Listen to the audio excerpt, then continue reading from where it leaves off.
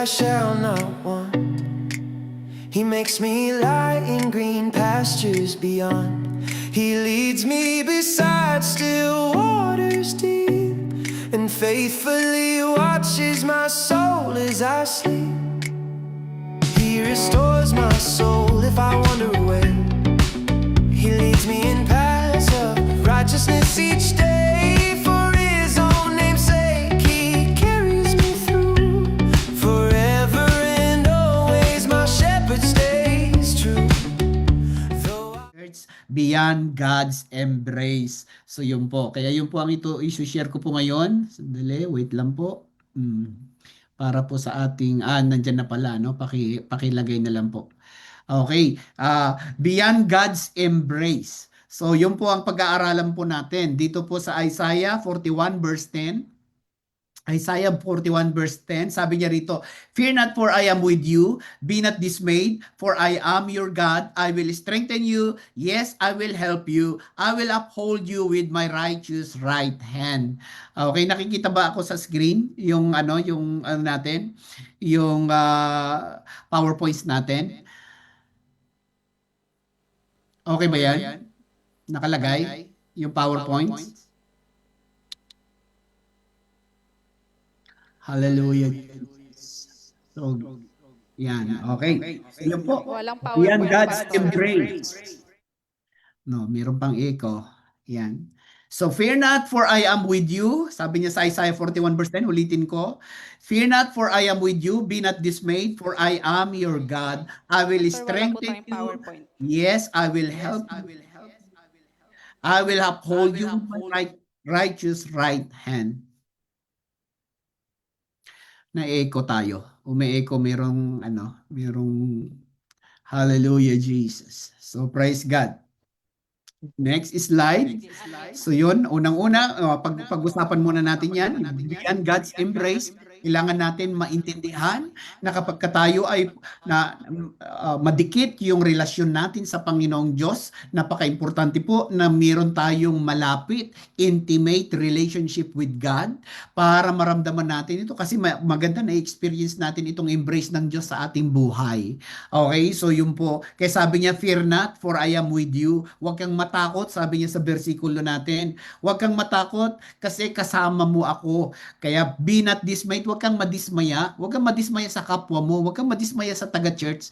Kundi magpatuloy ka kasi sabi niya, for I am your God. Ako naman ang Diyos mo, hindi naman ang tao. Hindi naman si Pastor Jonathan ang Diyos niyo.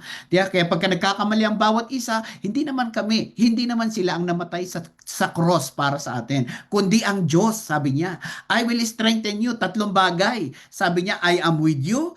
I am your God. I will strengthen you. Diba? So yun po ang Diyos. Pinambuhay niya talaga yung I am, the great I am. Diba? Sabi niya. So yun po kaya, hindi tayo, kapag nadidismayado tayo, kapag nanghihina tayo, siya ang kalakasan natin. Siya ang encourager natin. Kaya tumakbo tayo lahat doon sa embrace ng Diyos. Tumakbo tayo lahat sa ating mainit na relationship ng Panginoon.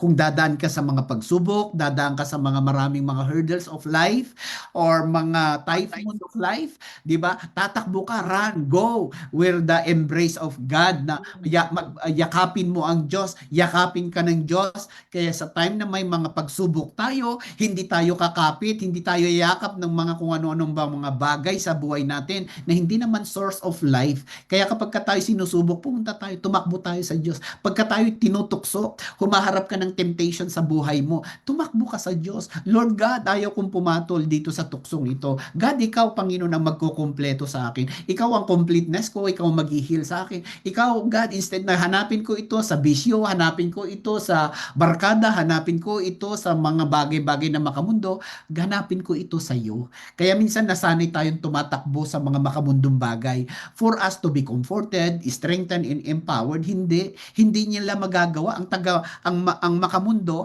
mundo lang talaga ang kanyang pero ang spiritual na bagay sa Diyos ka tatakbo, sa Diyos ka kakapit, huwag sa patalim, masusugatan ka. Kaya nga sa Diyos ka tumatakbo. Kaya Lord God, natutukso ako pero God, pupunta ako sa iyo. Yakapin kita, Panginoon, sa aking buhay, 'di ba? So yun po, beyond God's embrace, kaya protektado tayo. Kaya sabi niya, fear not, huwag kang matakot kasi andyan ang kamay ko, andyan ang bagwis ko, sabi niya. 'Di ba? Andyan, yan ang yakap ko. Pag niyakap ka ng Diyos, nobody, 'di ba? No amount of evil, no, na makalapit sa iyo or makasira sa iyo o makadestroy sa iyo, kundi kasi bakit nandiyan ang yakap ng Diyos sa iyo. Kaya yun po ang pag-uusapan natin, at sana po patuloy na ma-improve, lumago ang intimate relationship natin sa ating Panginoong Diyos. Okay, next slide.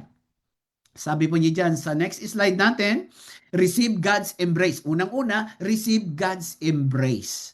Okay, nakikita ba ako dyan? Nakikita ba yung ano, nakikita yung ano natin? Ay, kailangan ko ba i-share yun? Wala po, Kailangan ko ba Pastor. i-share yun? Kailangan ko i-share, ano? Kailangan ko i-share, ano? Yes po, kailangan niyo pong i-share. Sorry. Yes. Okay na po. Thank you po. Pagka ano, paki-remind ako. Kasi ang tagal ko nagsasalita, wala pala akong ano. Kaya media, please, paki-remind ako. Be bold enough to remind us kasi nakasalang tayo sa ganito. Kaya thank you very much. Salamat sa heart nyo. Okay, unang-una, sabi niya dyan, sige, sa next slide na tayo. Okay. Yan. Receive, ano, sabi niya dyan, rooted in God's embrace. Kaya unang-una, I will strengthen you. Yes, I will help you. Okay, so Philippians 4:13, sabi niya dyan, I can do all things through Him who gives me strength. Kaya napakaganda ho, sabi niya, pangako ng Diyos na I can do all things. Sabi ni Apostle Paul, I can do all things through Him who gives me strength. Siyang magbibigay ng kalakasan. Kaya pag nadidismaya tayo sa buhay, marami tayong pinagdadaanan sa buhay. Nasabi ni Sister Kate kanina na may pinagdadaanan ka ba? 'Di ba? Iba-iba yung minsan yung mga pinagdadaanan, iba-ibang sitwasyon, iba-iba, hindi tayo pare-parehas. May kanya-kanya tayong mga pinagdadaanan. Kaya lang saan tayo pupunta? Saan tayo magpapa-comfort? Hindi sa maling relationship. Saan tayo magpapa-comfort? Hindi rin sa bisyo. Saan tayo magpapa-comfort? Sa Diyos. Yakapin mo ang Diyos mo. Kasi bakit? I-strengthen ka niya. Anuhin ka niya. Hallelujah, Jesus. Palalalimin ka, yayakapin ka, palalakasin ka ng ating Panginoong Diyos. Kaya sabi niya, fear not, for I am with you. Kasama mo ang Diyos. God's embrace gives us His presence. Kasi bakit? Yung presensya na lang ng Diyos, mapapalakas na tayo.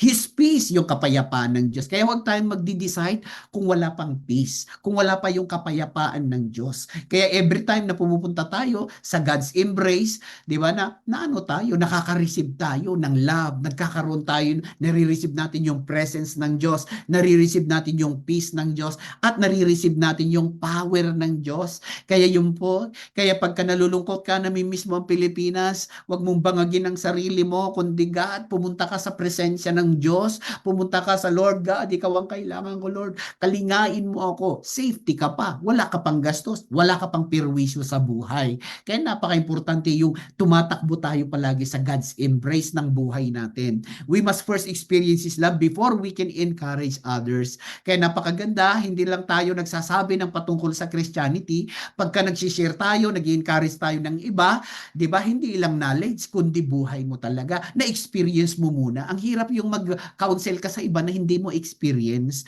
Kaya minsan ginagamit namin yung testimony natin, ginagamit ko yung mga sinishare ko yung mga testimony ko, di ba, kasi bakit? Kasi ibig sabihin, na-experience ko yung sinasabi ko. Okay? May gawa yung salita. Okay? So, yun po, maraming mga nagsasalita na wala sa gawa. Maraming nagsasalita na wala sa hindi nila buhay, hindi nila praktisado. So yun po, by the grace of God, maganda yung dumadaan tayo sa mga pagsubok kasi later on may testimony ka, later on may pang-encourage ka. Kaya keep in mind that you must give what you have not, keep in mind that you cannot give what you have not first received. Kaya hindi natin pwedeng ibigay ang bawat isa, hindi natin pwedeng ibigay ang hindi natin natatanggap. Hindi tayo pwedeng, anak huwag kang payosi-yosi dyan, kung ikaw nga di ba? O anak huwag kang pamura-mura dyan, o kung ikaw nga nagmumura di ba? So yun po ang ano natin. Kaya napakaganda yung matransform kasi bakit it affects our next generation. Matransform tayo na magulang ngayon, matransform tayo na church ngayon to have a good model to to our next generation as a church. Kaya napaka-importante. Kaya nga tayo, ang church na ito, hindi tayo nagbabawal, kundi transformational tayo. Kusa mong isuko. Para bakit? Yung kusang pagsuko kasi sa Panginoon, yun talagang kalulugdan ng Diyos. Kasi kung pinilit ka lang, kung ano, ay hindi ka namin pwedeng baguhin. Pero ang Diyos, seryoso siya kung seryoso ka. Kaya ang ini-encourage natin, isuko, sumuko, isurrender natin ang mga ano natin sa ating mga kalooban, ang ating sama ng loob, ang ating galit, ang ating mga kahinaan o may natutukso pa tayo sa mga bagay-bagay sa mundong ito na hindi naman ito nagpapalago sa spirituality natin, kundi pinapalakas lang niya ito ang laman natin, 'di ba? Kundi isuko mo sa Panginoon. Para bakit? 'Di ba? Siya ang kumalinga na sa iyo, hindi na 'yun ang takbuhan mo. Ang Diyos na ang kublihan mo, siya na ang tanggulan mo. Okay? Kasi tagapagtanggol siya, sabi ng kanta natin kanina.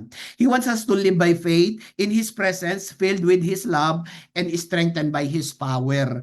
Okay? He wants us to live by faith in His presence, filled with His love, and strengthened by His power. Kaya yung po, receive God's embrace pag nayakap ka ng Diyos. Diba? Kahit na gusto kang yakapin ng Panginoon, kung ayaw mo. Kahit gusto kang baguhin ng Diyos, kung ayaw mo namang isuko, hindi siya yung Diyos na intruder eh. Yung bang not welcome, diba? Ang gusto niya yung pusa nating isuko para gusto mo talagang mabago, gusto mo talagang mapalakas sa kahinaan mo, isuko mo sa Panginoon. Surrender it to God. Lord, gusto ko, Lord, I need, oh God, to surrender these things in my life for me to have a breakthrough so that you are going to use me mightily. Diba? Pagka mag-encourage ako sa iba, nakaka-encourage talaga. Kaya ang Christianity, hindi lang basta Christianity to have a religion eh. Relationship talaga. Saan tayo nababago? Sa relationship. Kaya tingnan mo, nagbago na yung mag-asawa sa pagsasama nilang na mahabang panahon, diba? Nagkakasitahan-sitahan sila hanggang sa umayos sila. So yun po, may pagpabago kasi bakit? May relationship. So yun po, ganun din tayo sa Diyos. Hindi lang yung tumanggap tayo, nagiging member tayo sa church na ito, di ba? Praise God naman doon. Kaya lang, pagka ganun lang, walang transformation, hindi rin natin masasabi yung kabutihan ng Diyos sa buhay natin. Kaya sabi niya, fear not, huwag kang matakot na sumuko kasi kasama mo ang Diyos. Kaya huwag kang matakot na isuko yung kaligayahan mo sa mundo para palitan ito ng Diyos ng totoong kaligayahan. Kasi marami tayong source ng kaligayahan na temporary. At later on, kinabukasan, mamaya ulit, malungkot ka ulit. Pero sa Diyos, pagka siya ang tinakbuhan mo, malungkot ka man ngayon, nung tumakbo ka sa Kanya, liligaya buhay mo. Later on, mahaba yung kaligayahan natin. Okay? So yun po, Romans 8:38, sabi niya, for I am convinced that neither death nor life, neither angels nor demons, neither the present nor the future, nor any powers, neither height nor depth, nor anything else in all creation will be able to separate us from the love of God that is in Christ Jesus. Yung love na kay Christ. Kaya pag tinanggap mo si Christ, mayroong kang love. Mayroong kang ano talaga. Nobody can separate you already. Diba? Even the angels nor demons, neither the present nor the future. Kaya nung tinanggap mo si Kristo, huwag mo nang pahulagpusan. Diba? Mananatili ka sa Kanya. Kaya sabi niya, remain in me and I will remain in you. Huwag ka lang sanang maligtas. Beginning lang yung kaligtasan. Naligtas ka, kaya lang magpapatuloy kang mag-remain sa Kanya. Pinipili mo din na mag-click, tuloy-tuloy yung relationship mo sa Panginoon. Kasi sa atin, meron tayo kasing freedom binigyan tayo ng kalayaan ng Diyos na mamili. Kaya ang tao may tendency piliin niya.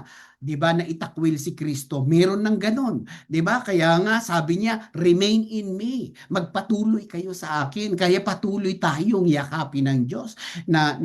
Dumadaan ka sa pagsubok, huwag mong questionin ang Diyos. 'Di ba? Kundi ang hilingin mo sa Diyos, Lord, bigyan mo ako ng lakas, bigyan mo ako ng wisdom para malagpasan ko ang pagsubok na ito. Kasi sa pagdaan sa pagsubok, you will never become the same person again. Kasi sa pagsubok, doon ka lumalago, doon ka na kung saan yung stretching, kung saan yung breaking, doon ang blessing later. Kasi bakit? Kailangan mong lumago, kailangan nating ma-stretch for growth. purposes. Ganun ang Diyos. Kaya inaalaw niya minsan. Kaya pagka dumadaan, ganito ba ang Diyos? Pag dumadaan ka sa pagsubok, ganito ba talaga? Lord, bakit hanggang ngayon hindi pa ako na-stable dito sa Finland? Kung totoong Diyos, talaga ang Diyos, tandaan mo, wala pang Finland, meron ng Diyos. Okay, hindi ka pa pinanganak, tandaan mo, may Diyos na. Nung pinanganak ka, nandyan ang Diyos. Kung binuhay ka nga hanggang ngayon, okay, kung binuhay ka nga mula baby mo hanggang ngayon, prinotektahan ka ng Diyos, isipin mo, wala na tayong pwedeng ibato sa Panginoon. Kaya kung dumadaan ka, huwag ibato sa Diyos. Yung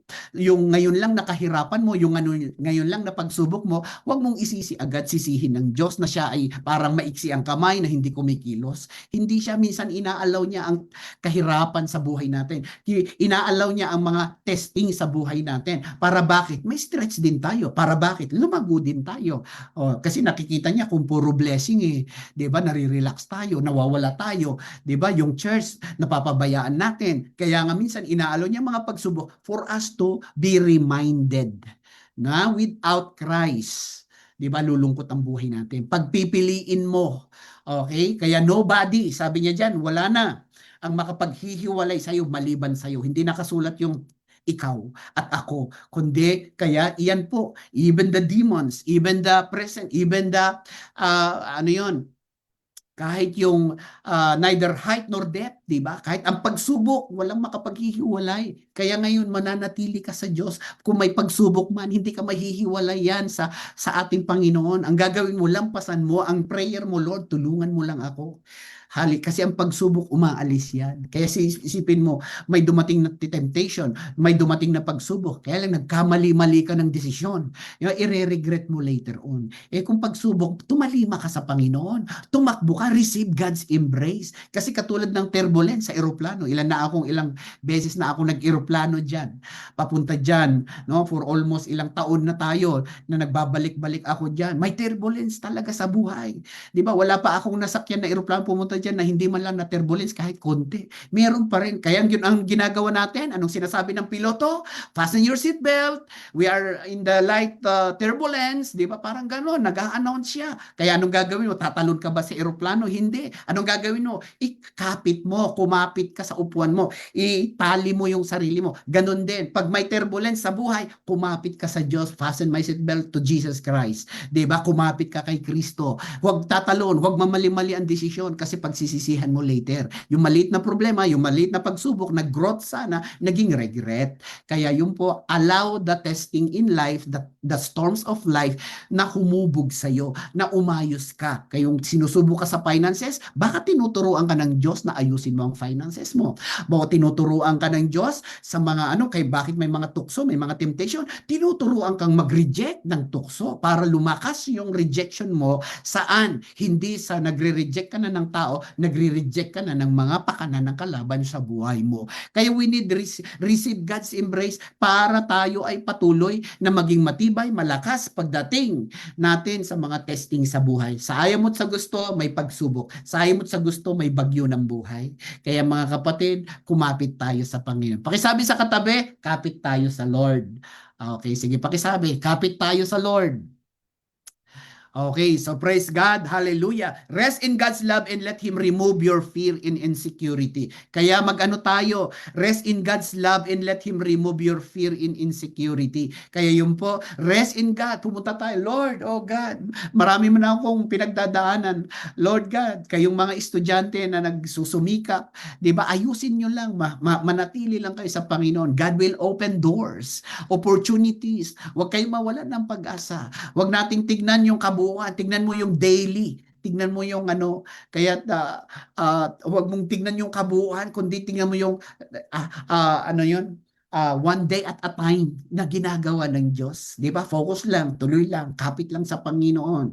Di ba? Pero kung binubuo mo, ay, saan kaya ako kukuha ng ganito? Di ba? Na pambayad ng ganito. Di ba? Do it daily. Di ba? Mag-ano ka? May gagawin ang Diyos. Mag-faith ka everyday. Tignan mo si Noah. Isipin mo, bubuuin ko ba ito? Kundi ang ginawa ni Noah, nagtiwala siya. kinabukasan, Lord, ano yung measurement nito? Di ba? Ganito, ganito. Oy, yan, hindi niya inanalyze. Saan ako? Magpapatayo ako sa bundok na to. Barko pa na napakalaki. Wala namang dagat dito. Di ba? Kung ginanon-ganon niya ang Diyos, hindi natuloy ang purpose ng Panginoon. Kaya every time na siya ay konektado kasi siya sa Panginoon. He always talk to God. No? Ito yung measurement. Noah, di ba? Yun ang ano niya. Kaya ganon din po tayo mga kapatid. Kaya salamat po ng marami sa buhay ng bawat isa. Siyempre ganito po ang ano natin, pagtuturo po natin, no? Kasi ang church na ito hindi po religious na church ito. Ito po ay transformational church. Okay? Magbabago tayo. Kaya every time na tayo ay nale-level up, tumataas din yung pagbabago ng Diyos sa buhay natin, tumataas din yung level ng anointing natin. Kaya nag-grow tayo lahat. Huwag kang manatili sa grade 1. Huwag kang manatili sa grade 2. Kaya minsan may mga pinapatupad ng Panginoon, ikinukonbikta niya sa atin para lalo tayong gamitin ng Diyos. 'Di ba? Kung ano yung mga weaknesses na yun, isuko mo sa Panginoon and then you go to another baitang. Lalo na para lumago ka kasi meron siya. Habang sumusunod ka, minsan mahirap minsan sa atin, kaya lang ang gusto ng Diyos, maisuko natin yun. Kasi bakit? May purpose siya sa'yo. Meron siyang mas mataas na panawagan sa'yo. Okay? So yun po. Kaya matransform tayo para magamit tayo ng Diyos ng maayos. Kaya isipin mo, kinagamit ka na ng Diyos. Di ba? Palamura ka pa din. O di ba? Isipin mo, gagamitin ka ng Diyos, palamura, matitisod ngayon, masasaktan ang church later. Kasi bakit hindi natin inayos yung mga weaknesses ng ating buhay? Di ba? Halimbawa, sorry for the word, chismosa pa din. Di ba? Chismoso pa din. Di ba? Kaya nga pinapaayos ng Diyos, ichismis na natin si Kristo. Hindi na yung buhay ng iba. Hindi naman pinapasabi sa iyo na ichismis o ikwento mo sa iba. Ba't mo kinukwento? Chismis yon. Ang ichismis natin yung buhay ni Kristo, yung nabago sa iyo, yung na-transform sa iyo. 'Di ba? Kasi isipin mo leader ka tapos chismosa ka. Isipin mo yon, 'di ba? Makakaano din tayo. Chismoso ka, 'di ba? Ay ano tayo, mananagot tayo sa Panginoon. Kaya napakaganda, lahat ng inaayos ng Diyos ngayon ipaayos natin, 'di ba? At mababago tayo saan? Sa pag-ibig, saan? Sa receiving God's embrace. Kaya tingnan mo, masakit man minsan ang inaano ng Diyos sa atin, pero dahil sa yakap niya, gumagaling din tayo. Kaya walang lugi sa Diyos 'di ba? Kasi siya lang ang magkukumpleto sa atin Hindi matagal mo nang ginagawa yan Matagal mo nang binili yon. Makabili ka ng bagong damit, bagong gadget. Masaya ka lang pero bukas malungkot ka pa din kasi magbabayad ka na ng bills. Babayaran mo na monthly, 'di ba? Nakakalungkot din, 'di ba? Masaya ka lang sa una kasi may bagong gadget ka. Pero sa Diyos ka pupunta, kung sa Diyos ka tatakbo, kung sa Diyos ang yayakapin mo, tingnan mo, magpapa-comfort ka, lahat ng kulang sa buhay mo, sa Diyos mo sisipsipin, sa Diyos mo kukunin, tignan mo, 'di ba? Masaya pala, maligaya pala. 'Di ba? Wala kang bagong gadget pero maligaya ka na.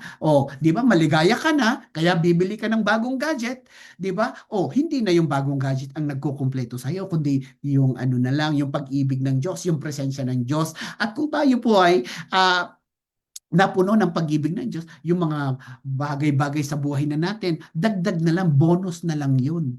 Diba? Kaya lang ang nagkukumpleto sa atin, 'di ba? Ay ang presensya ng Lord, yung pag-ibig ng Diyos. Subukan natin, ang tagal na nating pinapamper ang ating sarili sa mga gadget. Naging masaya ba tayo? 'Di ba kulang pa din? 'Di ba may mas maganda na naman na hawak ng iba? 'Di ba ikaw na yung pinakamaganda siguro ng bahay sa Pilipinas, doon sa barangay ninyo. After 2 years, babalik ka, marami nang mas maganda kaysa sa bahay mo noon. 'Di ba? Kaya malulungkot ka rito kasi ang mundo, competitive ang mundo.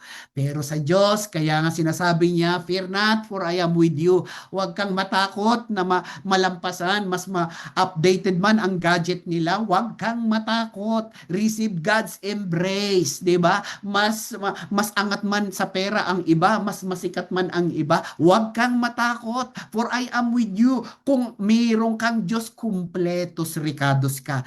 Pakisabi mo sa katabi mo, kung may Diyos ka, kapatid, kumpletos ricados ka. Okay, pakisabi, sige. Kapatid, kung may Diyos ka sa buhay mo, kumpletos ricados ka. Sige, tinitignan ko kayo kung sumusunod kayo. Okay, sige. O mukhang yung iba, mukhang hindi sumusunod eh. Okay, sumusunod ba sa likod? So yun po, kaya rest in God's love and let Him remove your fear and security. Kaya ang security natin sa pag-ibig ng Diyos. Para ma-secured ka, hindi ka mabubuhay sa insecure, di ba, na insecure na buhay. Hindi ka lang tineksan, na insecure ka na. Di ba, hindi ka lang naisali doon sa bilangan, na insecure ka na. Hindi ka lang binati sa birthday, di ba, na insecure na tayo. Ang bilis nating may insecure. Kasi bakit may dala-dala tayo, di ba? Kaya yung fear natin, fear of rejection, yung fear na malampasan, yung fear na mas matalino ang iba, di ba? Hayaan mo, pumunta ka sa love of God, sa embrace ng Diyos, kapatid. Tingnan mo, gagaling ka, aayos ka, di ba? Kaya maaalis yung mga insecurity natin. Kaya yun po ang natutunan ko rin po sa buhay, for the glory of God. Maalis yung mga insecurity natin. Kasi ang hirap yung nabubuhay ka, insecure ka, nabubuhay ka. Naglilid ka, insecure ka. Di ba? Ang yaman-yaman mo, insecure. Ang ganda-ganda mo, insecure ka. Ang pogi-pogi mo, insecure ka. Di ba? So yun po kaya napaka-importante ho. Kaya tingnan nyo ang mundo. Di ba? Marami na akong nakikita ang gagandang tao. Di ba? Ang popoging tao. Pero meron silang insecurity. Meron silang kino-cover up sa kanilang sarili. 'Di ba? Meron silang parang hinahanap. Meron silang ikino-cover up. Hallelujah. Kaya bili sila ng mga bagay-bagay sa mundo. Bili na sila ng mga bagong damit just to cover up. 'Di ba? Just to cover up. 'Di ba? Ako sa Pasko, hindi ko na kailangan depensahan yung Pasko. 'Di ba? Kasi past na yun eh. 'Di ba? Yun na yun, hindi ko pwedeng baguhin. Ngayon ang usapan, yung kabutihan ng Diyos. 'Di ba? Yung ginawa niya sa buhay ko, yung transformation na ginawa niya sa buhay ko. Wala na akong magagawa. Kaya kayo din, wala na kayong magagawa sa past. Hindi niyo na kailangan depensahan. Hindi niyo na kailangan coveran pa yung past ninyo. Past na yun. 'Di ba? Ang Diyos na mag-cover noon. Ang Diyos na ang ano. Kaya tingnan niyo ako nung nasa kabataan din ako, iba. Tingnan niyo yung picture ko noon at saka yung picture ko ngayon, 'di ba? Masasabi mo, yan, ikaw ba yan? Di ba? Pero dahil sa kabutihan ng ating Panginoong Diyos, na-receive natin yung eternal life from the Lord Jesus Christ, napasama ba ako, napasama ba ako bilang lingkod ng Panginoon? Napabuti po ang aking buhay. Sino ako na magiging mag-father sa aking anak? Sino ako na magiging husband sa aking asawa? Wala akong maituturo na maayos. Pero salamat sa Diyos, ang Diyos ang nag-ayos ng buhay ko. At yun, meron na akong pwedeng imudmod, meron na akong pwedeng experience sa Panginoon, transformation from the Lord na pwedeng sabihin sa iba. So yun po ang gusto natin, ma-receive natin ang God's embrace. Hallelujah. Number 2, sabi niya dyan, rooted in God's embrace. Kailangan lumalim. Ang ugat, hindi masyadong nakikita yan. Di ba yung roots, hindi mo nakikita. Anong nakikita? Yung leaves, yung trunk, yung branches, di ba? Yung fruit, yun lang ang nakikita. Pero hindi nila nakikita yung root. Ano yung root? Yan ang pundasyon. Yan ang humahawak doon sa lupa para hindi matumba. Example lang po, katulad ng kawayan, yung bamboo tree. Di ba yung bamboo tree, dire-diretso lang siya? Di ba? Pero bakit hampas ng mga hangin, hindi basta natutumba. Kaya yung kawayan, di ba, pagka malakas yung hangin, gumaganon lang siya. Kung anong direksyon ng hangin, di ba, sa dulo, nakayuko lang siya. Di ba? Pag doon na naman ang hangin, papaganon na naman siya, doon lang siya. O, sumasayaw lang siya. Pero bakit hindi natutumba? Kasi according sa study, ang haba yung kanyang mga ugat. Okay? So yung ugat niya talaga ang malalalim. Kaya kaya niyang i-handle yung panlabas. Kaya pagka malalim ka, pagka malakas ka, pagka strong ka sa loob, sa inside, malakas ka din sa outside. Hallelujah. Kayo rooted in God's embrace. I will strengthen you. Yes, I will help you. Kaya ang help natin sana nanggagaling sa Diyos. Kaya sabi niya dyan, but He said to me, my grace is sufficient. Sabi niya, for you, my power is made perfect in weakness. Therefore, I will boast all the more gladly about my weaknesses. Kaya so that Christ's power may rest on me. Kaya yung pagsasabi ng mga transformation na ginawa ng Diyos sa atin, hindi isang paraan ng pagyayabang yan, ng kabutihan sa sarili. Yan po ay pagmamalaki. Kaya sabi ni Apostle Paul, sabi niya, therefore I will boast. all the more gladly about my weaknesses. Di ba? Yung weakness niya.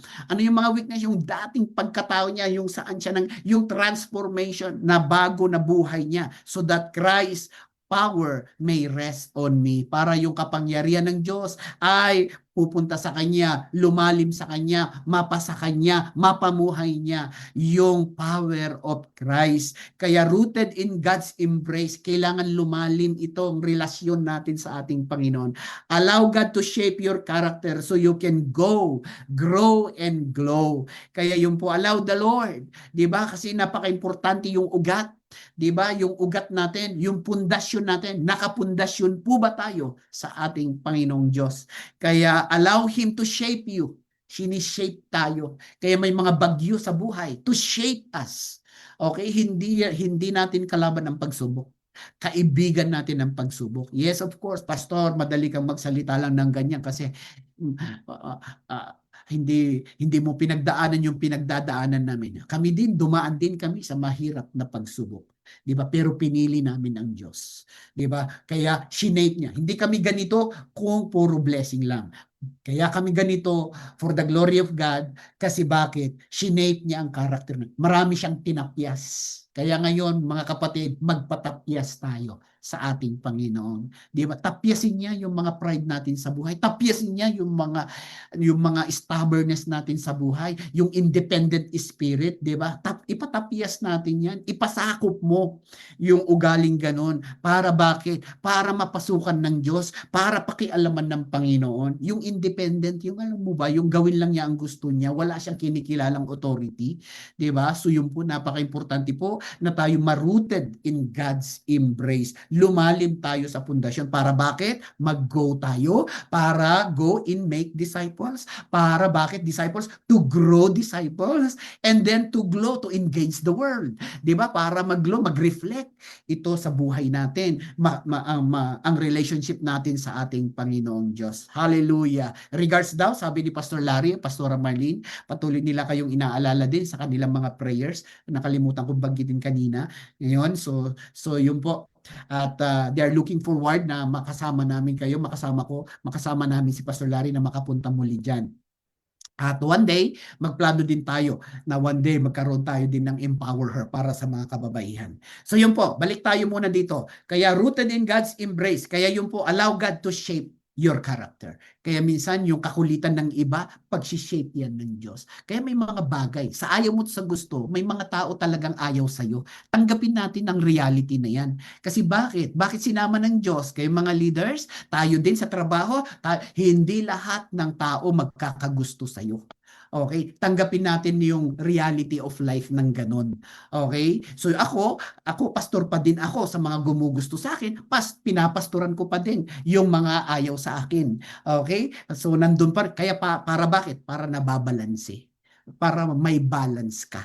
Kasi pagka gusto mong life group lang, ang gusto mong church ay puro mababait lahat. 'Di ba? Ang gusto mong kaibigan, puro mababait lahat. Ang gusto mo sa Pilipino, mababait lahat. Hindi pwede. 'Di ba? Kasi may mga tao talaga, wala ka, hindi naman sila masamang kaya lang ayaw nila. Ayaw nila yung height mo, ayaw nila yung kulay mo, ayaw nila yung buhok mo. May mga aayaw talaga sa atin. Pero okay lang 'yon. Hindi naman isang reality of life 'yon. Kaya lang tayo, kailangan natin na embrace ang Panginoon. Sa kabila ng mga ganitong bagay, secured pa rin tayo sa Diyos. Secured, hindi natin pwedeng piliin. Amo, minsan yung amo natin may masungit sa atin. Embrace it. 'Di ba? Tanggapin natin na talagang hindi lahat ay gugusto sa atin. Yan ang reality of life. Kaya wag kang ma-insecure lahat. Hindi ka lang hindi ka lang ganito na insecure ka na. Hindi. Kaya kailangan natin yung embrace ng Diyos to be secured. In spite of those things, 'di ba, patuloy pa rin tayo sa Panginoon. Kaya ano ang gagawin natin? Kailangan tayong lumalim, rooted in Christ, embrace. 'Di ba? Para bakit? May mga rejection man sa atin, okay tayo. Okay sa atin. 'Di ba? Kaya nga tayo po nasi-shape. 'Di ba? Sinishape tayo ng Panginoon. Kaya kung may mga taong ayaw sa'yo, hindi mo naman pwedeng i-reject yan, 'di ba? Pakisamahan mo rin. Kaya ang anong gagawin mo? Parang yan ang ginagawa ng Diyos na sandpaper natin sa buhay natin. Para lahat yung mga magagaspang sa buhay natin, nililihan niya. Alam ba natin yung sandpaper? Sa Tagalog yun, liha po yun eh, di ba? Pagka sa amin, sa lugar namin sa Baguio, meron kaming isang lugar doon kung saan yung lahat ng mga wood carvings, mga wood carvers, mga mayroon tayong mga wood carvers doon na pagka lahat ng inukit nila ng mga kahoy, ang pinakahuling gagawin nila bago nila i-varnish, bago nila kulayan yung isang image na yon, pipinuhin nila ito ng liha. Okay? Para lahat ng mga rough, lahat yung mga makikinis talaga siya. So ganun tayo minsan. May inalaw ng Diyos. Baka yung katrabaho mo o baka yung kasama mo sa bahay, o, di ba? Yan pangliha sa iyo, pampapino sa iyo. Inalaw hindi niya lahat. Si Pablo nga, hindi lahat inalis ng Diyos yung mga uncomfortable sa kanyang buhay. Di ba? Sabi niya, Lord, alisin mo ito. Pinagpray ko na ito 3 times. Hindi mo ako sinagot. Ang sagot ng Diyos, my grace is sufficient for you. Hindi niya pinagaling kung ano yung weakness na yon. Hindi niya pinagaling si Pablo doon sa hinihiling niyang kahinaan niya sa Panginoon na pagalingin ng Diyos. Ang sagot ng Diyos, my grace is sufficient for you. Diba? Ganun din sa atin. Kung prayer mo, Lord, tanggalin mo nga itong kapatid na ito, mukhang hindi ko ayaw ko itong kasamahin, diba? Hindi po pwede. Hindi ko pwedeng tanggapin yan. Hindi ko pwedeng tanggalin yan. Bigyan kita ng biyaya. Bigyan kita ng grace para pakisamahan mo na lang, unawain mo na lang siya. Kaya ngayon, nahuhubog ngayon yung impatience natin, nililiha ngayon ng Diyos yung natin, pagmamahal natin sa tao, nagiging totoong ka ngayon na magmahal dahil minahal mo yung hindi ka mahal-mahal kasi ang madaling mahalin yung nagmamahal sa atin, madaling ilibre yung naglilibre sa atin. Paano naman yung mga taong hindi nakakalibre sa iyo, mamahalin mo pa rin ba sila? Paano naman yung hindi masyadong sa iyo, komportable sa iyo, mamahalin mo pa rin ba sila? Kaya doon tayo sinishape ng Diyos sa karakter. Kaya kailangan rooted tayo in Christ. Amen ba yun? Kaya kasi pagdating natin sa langit, hindi naman niya sinabi diyan na Lord, so, pagdating mo sa langit, sasabihin ng Diyos, ilan ang fans mo sa lupa, 'di ba? Ilan na yung maraming nagkagusto sa iyo, 'di ba? Ilan yung mga minahal mo ng unconditional. 'Di ba? Yun ang tatanungin ng Diyos. Kaya mga kapatid, normal lang. Baga minsan may mga tatalikod sa iyo, okay lang, wag mong pepersonalin. 'Di ba? Isuko mo sa Panginoon. Rooted ka in Christ. Kasi later on, yung mga kukontra-kontra sa akin sa panawagan ko, sa hurdles ko, sa journey ko, sa calling ng Diyos sa buhay ko, nakita ko may mga taong aayaw talaga. 'Di ba? Ayaw nila na ako yung gagamitin ng Diyos during that time. Marami silang maraming mga 'di ba? May mga tao talagang ayaw kanilang umangat. Alam mo yon. Pero hindi naman pasensya na sila kasi hindi naman sila ang nagtawag sa akin. Ang Diyos ang tumawag sa akin. Kaya mga kapatid, hindi man sila ang nagligtas sa iyo, ang Diyos ang nagligtas sa iyo. Kaya tandaan mo yan, be rooted in Christ. Ano mang mga kontra ng tao sa iyo, huwag kang matiklop, kundi magpatuloy ka sa Panginoong Diyos, riyakapin mo ang Panginoon, mahalin mo ang Diyos para meron kang isasabi, meron kang ibibigay na pagmamahal na unconditional sa mga taong kontra sa iyo. Okay? So yun po. Kaya mga kapatid, we are not praying na sana dadami ang kontra sa iyo. Ang prayer natin, anumang sitwasyon, may mga tao mang hindi aayon sa iyo, sana rooted ka in Christ. Kaya kailangan natin ang yakap ng Diyos. Kaya ako pagka napupundi din ako sa ministry, sa dami ng mga hinahandle mo, pupunta ako sa ng Panginoon. Luluhod na lang ako sa kwarto. Yayakapin ko na lang ang Diyos. God, tulungan mo ako. God, pwede nila ako ma-misinterpret sa mga bagay na ganito. Pero purihin ng Diyos sa kagaganon ng kagaganon, nakatagal tayo ng ganito. Diba? Kaya magpatuloy tayo sa Panginoon. Be rooted in God's embrace. Hindi kung saan-saan ka nagpapa-comfort. Okay, may mga hindi ako maghanap ng kakampi ko. Tatakbo ako sa Diyos. Kapag ka naghanap ka kasi ng kakampi, hindi solusyon ang hinahanap mo. Ang hinahanap mo kakampi sa iyo. It will never give you a solution kapag ka naghanap ka ng kakampi. Kaya nga hindi tinatanong, kinukwento mo, nadamay tuloy. Wala siyang alam sa istorya na 'yon, nakwento mo. Kaya lang kasi ang sa iyo mayroong mang kakampi man lang. Kaya maraming nagpo-post sa Facebook ng kanilang mga problema. 'Di ba? Kasi naghahanap ng kakampi. Sa Diyos ka. Ngaya mga kapatid na mga taga Turko, GAC Finland, sa Diyos tayo tumakbo. Huwag sa Facebook. Huwag kang humanap ng ang Facebook, maganda yan for information, maganda yan for testimony para makita nilang kabutihan ng Diyos, 'di ba? Patuloy na i-promote natin ang family spirit, 'di ba? Patuloy nating i-promote ang mga unity, 'di ba? Or yung ministry, yung gawain ng Diyos. Yun ang gawa. Pero yung masarili mong problema, sa Diyos mo iiyak, sa Diyos mo itakbo, sa Diyos ka. Kasi bakit? Pinapalalim ka ng Panginoon eh. Amen ba yun? Pakisabi nga sa katabi, amen ka ba kapatid? Hallelujah. O sa kaliwa naman, sa kanan. Hallelujah. Amen ba tayo kapatid? Hallelujah, Jesus. Yun po. Okay, sabi niya rito, next slide natin. God's embrace is not only for comfort, it is for transformation. Kaya ang yakap ng Diyos, hindi lang kakalingain ka, kundi babaguhin ka. Yun ang masakit minsan, 'di ba? Matransform tayo. Alam ba natin yung cocoon, yung cocoon yung nakalagay sa balot ng tapos later on lalabas yung butterfly. Yun ang pinakamasakit, yung magiging uod siya na magiging butterfly siya later on. 'Di ba? Yun ang masakit sa sa transformation ng butterfly. Yun ang pinakamasakit na area. Okay? Kaya yun po sa pag nagbubuntis na isang ina, 'di ba? Ang pinakamasakit sa kanila yung pagluluwal, pagli-labor. Yun ang pinaka masakit, 'di ba? Pero pag lumabas na yung 'di ba? Hallelujah, 'di ba? Magre-rejoice ang lahat. Kaya God's embrace is not only for comfort, it is for transformation. Pagka tina-transform tayo ng Diyos, may struggle. Pagka tina-transform tayo ng Diyos, ay merong resistance, 'di ba? Pero ang sekreto dito, isuko mo, isurrender mo sa Panginoon. Masakit man, pero God, titiisin ko for your glory. 'Di ba? Tatanggapin ko for your glory. At later on, makikita mo, 'di ba? You are better naging better father ka, naging better sister ka, naging better leader ka, nagiging better mother ka, nagiging better husband ka, nagiging better daughter ka, nagiging better pastor ka, 'di ba? So yun po. Kaya napaka-importante po yung lumalim tayo in Christ. Kaya He strengthens us, matures our faith, and equips us for service. Hindi ka lang tina-transform kasi ng Diyos para or pinapahirapan lang ng Diyos, no? At tina-transform tayo, mahirap man siya, for your transformation. Bakit kailangan ng transformation? For your service. Kailangan maglingkod tayo.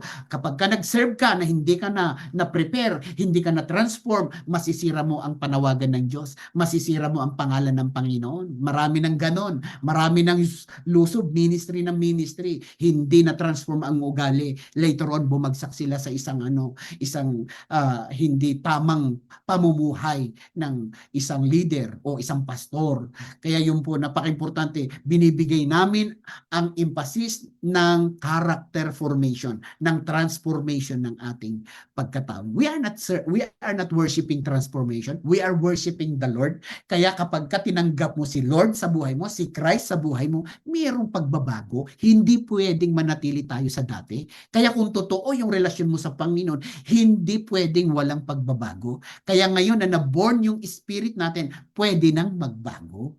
Kaya yung mga kahinaan natin, patuloy natin. Isuko sa Diyos. Gusto mo ba talagang mabago o nag-i-enjoy ka ba? 'Di ba? Kaya napaka-importante yung totoo, kasi yung totoong transformation, yung totoong salvation ba? Pagka totoo yung pagtanggap mo kay Kristo, kaya mo nang isuko ang lahat eh. Kasi siya nang magkukumpleto. Papalitan na niya lahat yung mga hinahanap mo, layaw ng laman, lust of the eyes, lust of the flesh.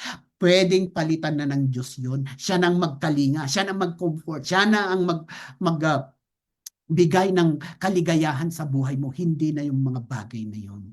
Kaya yun po, kung nag-i-struggle pa tayo sa alak, nag-i-struggle pa tayo sa pag-inom-inom, kasi pagkaing laman yan eh. Hindi naman niya ikaw pinapalapit yan sa Diyos eh. Diba? And we are the temple of God. Templo tayo ng Diyos. Ayaw kong magsabi dito na pinagbabawal ni pastor. Ayaw natin yon. Ang gusto natin, kusa nating isuko. Kusa nating isurrender sa Diyos.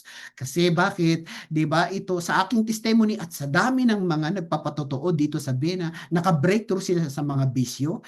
Ngayon, pag magsalita sila sa kanilang mga anak, naniniwala ang kanilang mga anak. Anak, tumigil ka na sa ganyan kasi ako tumigil ako eh. Hindi na ako, nakikita mo ba ako, humahawak ba yan ng yosi? Painom-inom pa? Nakikita mo ba yon? Hindi na, Papa. O so, kung tinigil ko at napabuti tayo, napaayos tayo, so pwede ba isuko mo rin yan sa Lord? Kasi yun ang ginawa ko. May counsel ka ngayon.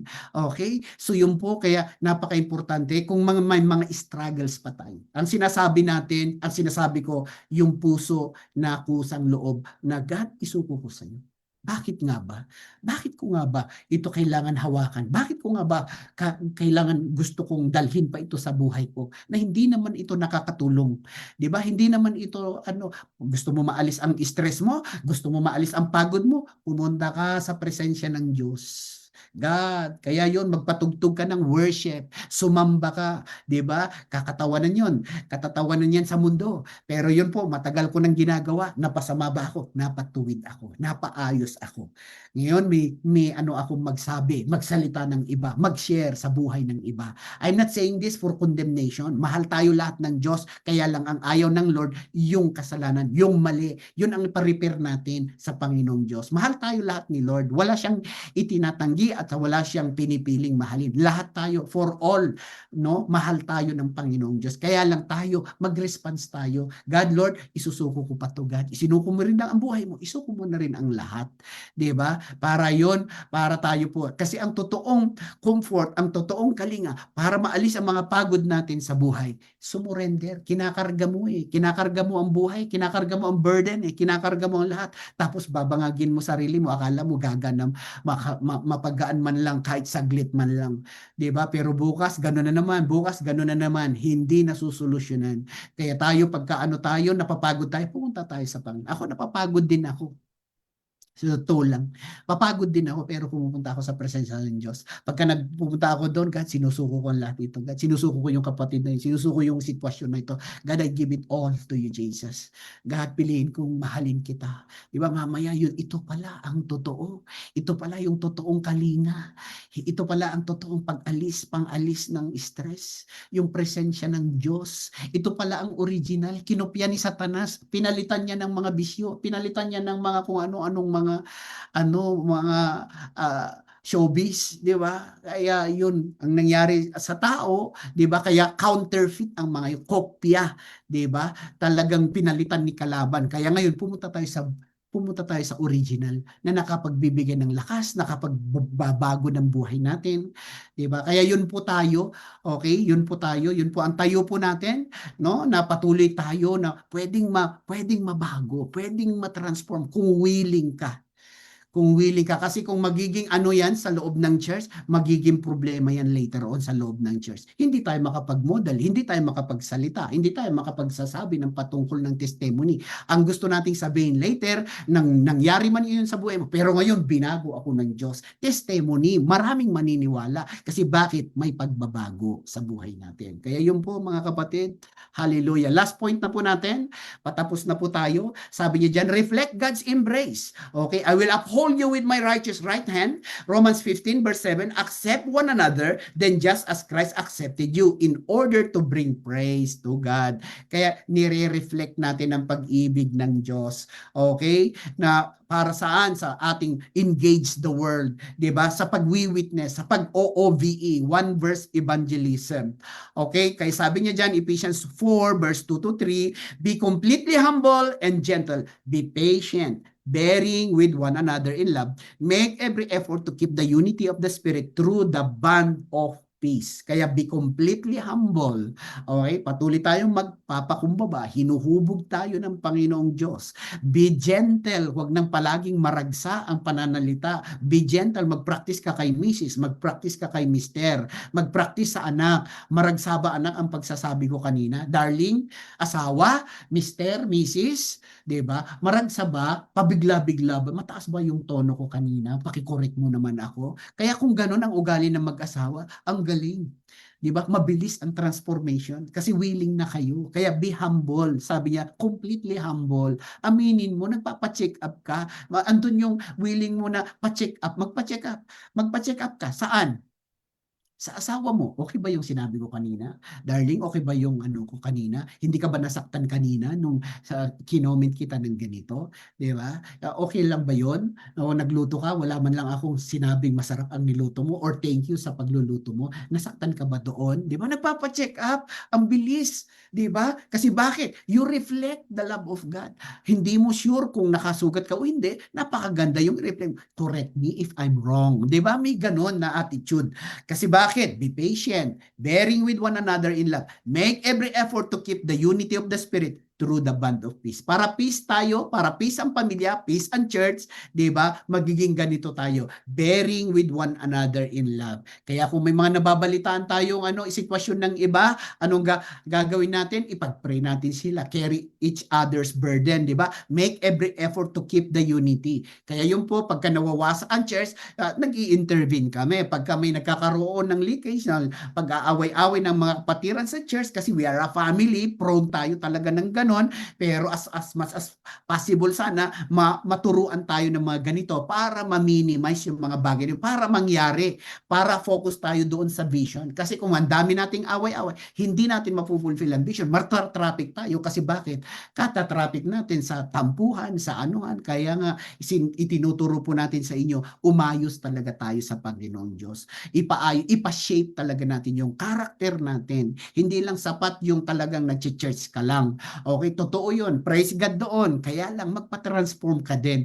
Kasi hindi ka lang church goer, kundi tayo po ay discipler of Christ. Okay? Ibig sabihin, follower of Christ. Kaya kahit sa bahay, hindi lang nag-church, tapos yun pa rin ang ugali sa bahay. Dapat, ano yung ugali mo sa church, yun pa rin, yun naman ang ugali mo sa bahay. Kasi maraming mga mababait sa church, pero pagdating sa bahay, hindi naman mabait. Masungit pag nasa bahay. Kaya napaka-importante, ito yung mga pinuput into light natin. I'm not saying na may inaakusahan ako sa inyo. Sinasabi natin in a general form of communication para ma-aware tayo na, oh Lord God, yun pala, God. Pero hindi ko ginagawa ito intentional na dahil may ganito sa inyo, hindi. Sinasabi natin ito kasi salita ito ng Diyos. Nandyan, be patient, be completely humble. Diba? Gentle, be patient, bearing with one another. Ang bait-bait pag nasa church. Diba? Sipag-sipag pag nasa church, mga kabataan. Okay, ang sisipag natin pag nasa labas. Pero sa bahay, magtiklop kayo ng higaan ninyo. Maghugas kayo ng pinggan. Tumulong kay mami at kay papa. Okay, wag lang yung hingi ng baon. 'Di ba? Ano naman yung gagawin ko para kay mami at kay papa? 'Di ba? Ganoon tayo para lumaki kayo na meron kayong care sa parents nyo. Kasi tatanda din sila. Sinong magki-care sa kanila? Kung wala kang care, wala kang pakialam, kawawa naman sila sa pagtanda nila. Kaya tayo mga kabataan, mga anak, magsumikap tayo. 'Di ba? Magtumulong tayo sa mga natural, sa pagbabacuum sa bahay. Mag-vacuum kayo, maglinis kayo. Okay, hindi nila kailangan isigaw bago kayo mag-vacuum, 'di ba? At yun, tayo patuloy sumunod tayo. Mahalin natin sila at gawan natin, mami, ako nang mag-vacuum ngayon. Sabado naman ngayon walang school, 'di ba? Mga kabataan, nandiyan ba kayo? Be intentional, sabi niya dyan, about encouraging, supporting, and discipling others in the body of Christ. Kaya, be encouraging, supporting, and discipling others. Kaya yun po ang gagawin natin. Nag-i-intentional tayo sa bawat isa. Kaya nga, hindi natin pinapabayaan yung mga weaknesses na pwedeng mangyari sa loob. Okay? Maraming mga pwede nating hindi mabantayan. Kaya ngayon ito yung ginagawa natin, intentional, na pinapalitan natin yung word, mag-appreciate na lang tayo. Instead na mag-critics tayo, mag-appreciate na lang tayo. Instead na makita natin yung dilim, makita muna natin yung liwanag naman. Okay? Hindi yung ang daming ginawa ng isang kapatid, 'di ba? Ano lang yung isang mali, doon pala. Ang dami ng puti, bakit yung itim pa nakita? 'Di ba? Sana makita ng balanse din tayong tumingin. O thank you dito, salamat, ang dami mong ginawa, parang ito ito lang, ito na lang. 'Di ba? Ito na lang, yung tono mo na lang, ito na lang, 'di ba? So yun po para naman mabalanse. Kaya be intentional encouraging, supporting and discipling others. Okay, next slide natin. As God upholds us, we are called to uphold one another. Kaya parang reflector, 'di ba? Yung ano ng salamin, 'di ba? Pagka nakatapat doon sa yung magnifying glass, 'di ba? Pagka itapat mo sa araw yun, mayroong focus yan, parang na-concentrate na init from the sun at makaka-burn yon. Kaya reflection, ganun din sa salamin, di ba? Pagka itapat mo yung tapos itapat mo yung reflection niya sa iba, nagkakaroon ng liwanag doon. So yung parang ganun. Kaya we receive the Lord, we receive sa salita ng Diyos, i-reflect natin sa bawat isa. I-reflect natin. Kaya we are embraced by God so that we can embrace others. Mahirap tumagal sa church kung wala kang total, wala kang unconditional love of the Lord. Ang hirap makisama. Lalo na ngayon, malaki tayong pamilya dyan sa Gaktor ko. Diba? Kaya kailangan natin yakapin ng Diyos para umintindi na lang tayo. Para ma-minimize tayo yung pag-aaway-away. At alam ko naman mababait kayo dyan. Kaya lang ito sinasabi ko for future para makita na natin yung hubog, yung kahihinatnan natin later. Kung tayo transform ngayon, meron tayong bright future, 'di ba? Pero kung magulo tayo ngayon, nako, mahirap ang may bright future, 'di ba? Alanganin, 'di ba? Pero ngayon po, kaya ngayon sinasabi ko ito hindi dahil ganyan kayo, kundi sinasabi natin ito in advance. Para bakit? Makita natin ito. Ito yung pagpopokusan natin. Okay, yung mga kabutihan ng Diyos. He does not embrace us to simply comfort us, but to transform us and to make us a source of His love to others. Kaya hindi ka lang kinakalingan ng Diyos, kinakalikan ng Diyos, niyayakap ka ng Panginoon para at the same time transform din tayo. We are called to embrace believers. Kaya yun po, napaka-importante po ang mag-reflect ng God's love to others. Kaya yun mga kapatid, 'di ba, i-reflect natin. Okay, sana may wisdom, huwag naman tayo magpauto, huwag tayo magpa-scam dahil maawain ka, dahil dalhin mo sa tamang paglilingkod sa Panginoon. Umiwas tayo, mag-ingat tayo sa mga scammers. Okay, at lagi kong kasi may mga nabiktima dito sa mga scammers, magpadala ng pera ng ganito at later on dahil naawa ka, lalo na tinawag ka na brother kasi nakita ka doon sa Facebook, uy, Kristiyano ito. O, di ba? Sasabihin niya, Kristiyano ka, di ba? Kristiyano din ako, pwede ka ba magpadala kasi hirap na hirap ako sa buhay. Maraming ganun, palahingi. Maraming mga hindi mo naman kilala, hindi mo naman bakit? Siya, ikaw naawa ka. Di ba? Sabi mo, kaya sabi ko, gawin natin ito with wisdom. Meron humingi tayo ng wisdom sa Diyos. Pero yung mga kapwa natin na taga-church, siyempre ina-apply natin ito. Okay? I-apply pa rin natin ito. Kaya lang, patuloy tayong unang-una, tayo muna ang matransform para meron tayong pang-encourage sa iba. Katulad ng baitang na ito, di ba, disciple making process, our goal, every believer, a disciple maker. Kaya dati tayo dead, infant, di ba, immature. So yung immature, yun po yung growing. Kaya kung nagkakamali man ng isa, nasa immature stage pa yan. Kaya maging mapagpatawad din tayo. Okay, so yun, mature, yan na po yung na mahahandle niya. Okay, kaya minamature natin kasi pag nanatili tayong infant, ang mahirap abutin yung gusto ng Diyos na abutin natin. Kung puro infant, childish tayo, hindi tayo makakarating sa disciple maker. Kaya napaka-importante yung infant, mag-immature ka. Dati, nasa akin ang attention, pero ngayon parang wala nang uma-attention sa akin. O kasi nasa immature ka na. Kaya nandun yung pagpili ng maayos, yung tama at mabuti. Diba? Siyempre, hindi mo pa namamaster na naku-question mo pa. Pero later, gusto ng Diyos, pumunta ka sa mature. O, diba? Nagmamature ka na. Diba? Di bali pa lang walang pumapansin. Pero secured ka naman sa Lord. Mature. Kailangan mature disciple tayo. Kasi kung ikaw ay disciple na matampuhin, diba? Siyempre, yung balat, anong tawag doon? Balat sibuyas na disciple, isipin mo, 'di ba? Ang hirap naman 'yan. Yung isang disciple, balat sibuyas, nanganak pa ng 10 anong kalalabasan? Nanganak siya ng 10 balat sibuyas na dagdagan problema natin. Kaya napakaganda na ayusin tayo ng Diyos, mag-mature talaga tayo para yung mga susunod man na balat sibuyas, mamamature din natin sila, matutulungan natin sila ngayon. Yun, ganon yun. Hallelujah. Para maging fishers of men. Dati fishers of fish tayo, trabaho lang ang intention natin, pero inalaw ng Diyos, binuksan niya ang Finland at hanggang ngayon, hanggang bukas, ay bukas pa din ng pagpunta ng mga Pilipino dito para bakit may purpose siya. Kasi bakit nagtayo siya ng iglesia, nagtayo siya ng church dito na mayroong pupuntahan ng mga tao. Kasi sa Pilipinas, mahirap mag-Kristiyano kasi ang daming mga ano doon ang daming mga aliwan, ang daming mga ano doon Pero iba talaga pag ang Pilipino nag-abroad, mas madali silang makakatanggap ng salvation. Yun po ang experience po namin. Yun po ang nakita po namin. Kaya dati fishers of fish tayo, ngayon fishers of men. 'Di ba? Magan tayo. Kung niligtas ka ng Diyos, magligtas ka din ng iba. Kung binago ka ng Diyos, mabago din ang iba sa pamamagitan ng testimonies natin. Hanggang sa pumunta tayo sa disciple maker, yung go, grow, and glow tayo. So yung anong ginawang process sa'yo, yun ang gagawin mo. Magdala ka ng bago, dalhin mo sa dati sa dead, dalhin mo sa infant, immature, mag-fisher of men hanggang disciple maker. Pag niya naturuan, nag-SOD, tapos ng SOD, kakuha na naman siya ng ibang mga bagong mga kaluluwa. Dadaanin niya naman sa pagka lahat tayo ganun. At later on, padami ng gumagawa ng ganung cycle. At nakakailang cycle na tayo, hindi natin, isang cycle pa lang tayo, isang SOD pa lang graduate tayo ngayon, pero ilan na? 'Di ba? Meron na tayong 80-90 na ano diyan sa Turko. So yun po. Kaya kung lahat tayo dadaan sa ganito, dadami, tapos ma-prepare talaga tayo bago tayo maging disciple maker, ma-prepare, dumaan tayo sa proseso para iisa ang ating sinasabi.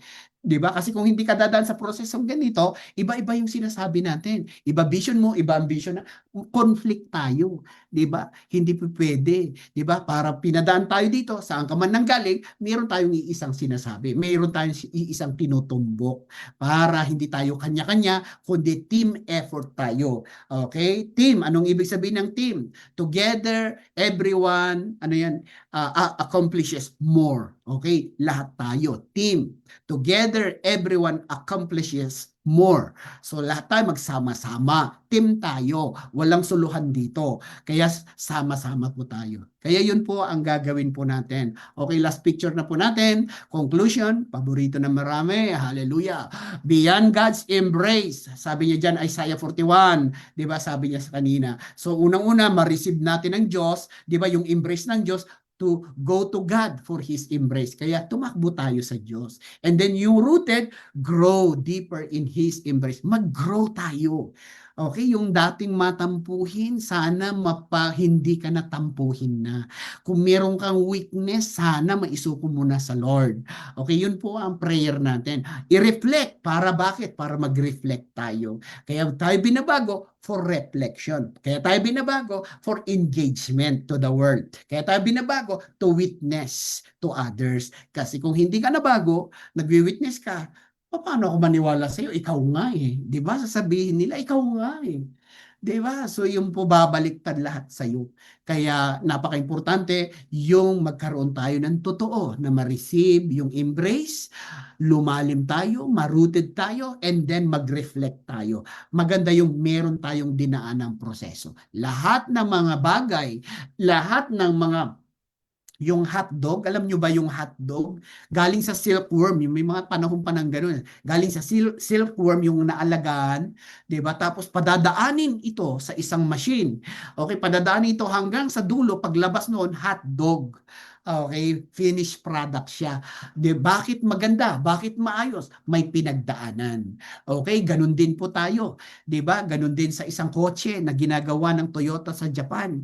Isang mahabang conveyor. Di ba? Pagdating doon, ilang minutes lang. Okay? 5 to 7 minutes, may buong kotse na. Pag nilagay yung body sa dulo, pagdating doon sa dulo, may gulong na kumpleto sa recados na siya. Di ba?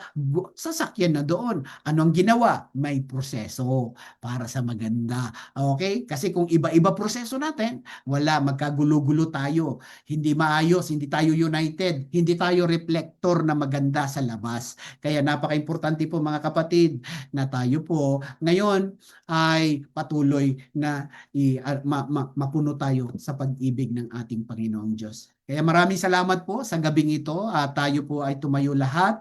Worship team please, tinatawagan ko pang worship team at patuloy tayong sumuko lahat sa Panginoong Diyos. Hallelujah God. To God be the glory. Hallelujah Jesus. Sige, kantahin nga natin. O, meron ba tayong altar song? Okay, at ngayon gusto kong i-challenge ang bawat isa kung meron pa kayong mga kahinaan sa buhay na gusto nyong isuko sa Panginoon. Either mahina ka sa pera, 'di ba? Mahina ka sa pride, okay? Mahina ka sa chismis, 'di ba? No, hindi ko sinasabi ito dahil ganun kayo, hindi. Sinasabi ko ito para magkaroon tayo ng connection sa conviction ng banal na espiritu, okay? Kung merong kakahinaan sa kaya yung mga nagkakaroon ng kahinaan sa bisyo pa, sa sigarilyo, sa pag-iinom, appetite pa sa alak, kung gusto mo na isuko mo sa Panginoon, ilapit mo sa Diyos. Okay, hindi ka kinukundima. Mahal ka ng Diyos. Kaya lang ang gusto ng Diyos, ayusin natin. Iayos natin yung buhay natin. Isuko natin sa Panginoon. Lahat ng kakainin at iinumin natin, gagawin na natin yung for the glory of God. Kasi we are the temple of the Lord. Hindi tayo basurahan. Tayo po ay templo. Sabi niya sa 1 Corinthians 3:16 and 1 Corinthians 6:19, do you not know that you are a temple? The temple of God. Kaya tayo po'y templo. Kung may mga galit ka, may mga isuko mo sa Panginoon.